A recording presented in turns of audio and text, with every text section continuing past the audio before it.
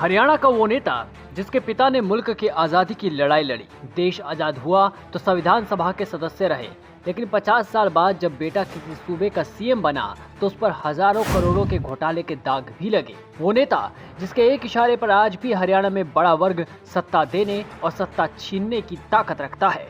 पिछले 2 दशक से कांग्रेस की राजनीति जिस नेता के इर्द गिर्द घूम रही है। जी हाँ, कहानी भूपेंद्र सिंह हुड्डा की। भूपेंद्र सिंह हुड्डा का जन्म 15 सितंबर 1947 को हरियाणा के रोहतक जिले के एक छोटे से गांव सांघी में हुआ। पिता रणवीर सिंह हुड्डा और माता हरदेवी हैं। इनके पिता स्वतंत्रता सेनानी थे और संविधान सभा के सदस्य भी रह चुके थे। इन्होंने अपनी शुरुआती पढ़ाई करनाल के कुंजपुरा के सैनिक स्कूल से की और पंजाब यूनिवर्सिटी से बीए किया। आगे की पढ़ाई करने के लिए हुड्डा दिल्ली आ गए और दिल्ली यूनिवर्सिटी से साल 1974 में एलएलबी किया और शुरुआती करियर में वकील बन गए। वकालत इनका ज्यादा दिन तक नहीं चला। पिता कांग्रेस के सक्रिय नेता थे, साथ ही पंजाब सरकार में मंत्री भी थे, तो हुड्डा अपने पिता के नक्शे कदम पर चलते हुए वकालत छोड़ राजनीति में आ गए।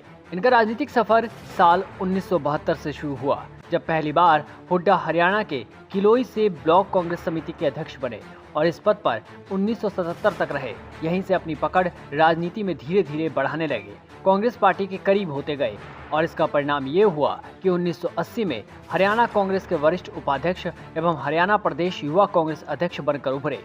इस पद पर भूपेंद्र सिंह हुड्डा 1980 से लेकर 1987 तक रहे। 1980 से 1987 तक वो हरियाणा प्रदेश युवा कांग्रेस के वरिष्ठ उपाध्यक्ष, रोहतक पंचायत समिति के अध्यक्ष और हरियाणा के पंचायत परिषद के अध्यक्ष चुने गए। हुड्डा ने पहली बार चुनाव साल 1991 में हरियाणा के रोहतक लोकसभा सीट से लड़ा और जीतकर सांसद चुने गए। 1996, 1998, 2004 में लगातार 4 बार कांग्रेस की टिकट पर रोहतक से लोकसभा सांसद चुने गए। इन्होंने साल 2000 में हरियाणा के किलोई विधानसभा से विधायक भी चुने गए। 5 मार्च 2005 को राज्य के मुख्यमंत्री बन गए। अपनी जीत को बरकरार रखते हुए 2009 में हुए विधानसभा चुनाव को जीतकर 25 अक्टूबर 2009 में दूसरी बार हरियाणा के मुख्यमंत्री बने। साथ ही हुड्डा 2005 से लेकर 2014 तक राज्य में कांग्रेस की सरकार का नेतृत्व कर चुके हैं।